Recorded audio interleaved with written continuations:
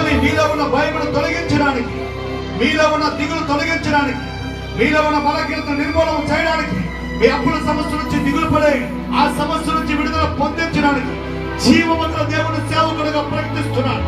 దేవుని ఆత్మశక్తితో నింపబడినటువంటి ఈ మాటలు నీ కుటుంబంలో ఒక ప్రత్యేకత చూడబోతున్నావు. నీ కుటుంబంలో ఒక ప్రత్యేకత చూడబోతున్నావు. నీ బిడ్డలో ఒక ప్రత్యేకత చూడబోతున్నావు. నీ భక్తులు ఒక ప్రత్యేకత చూడబోతున్నావు. నీ వ్యాపారంలో ఒక ప్రత్యేకత చూడబోతున్నావు. నీ చేతి పనుల్లో ప్రత్యేకత చూడబోతున్నావు. నీ ఉద్యోగంలో ప్రత్యేకత చూడబోతున్నావు. నీ చదువులో ఒక ప్రత్యేకత చూడబోతున్నావు. నువ్వు ఆశించిన దానికంటే, ఊహించిన దానికంటే అత్యధికమైన స్థానము నువ్వు సంపాదించుకోబోతున్నావు.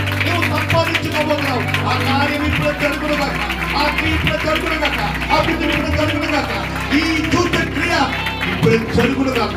జీవాధిపతుల దేవాది దేవుని మహాకృప నీ కుటుంబంలోనికి వచ్చునుగాక, నీలోనికి వచ్చునుగాక, నీ బిడ్డలోనికి వచ్చునుగాక, నీ భక్తులోనికి వచ్చునుగాక, నీ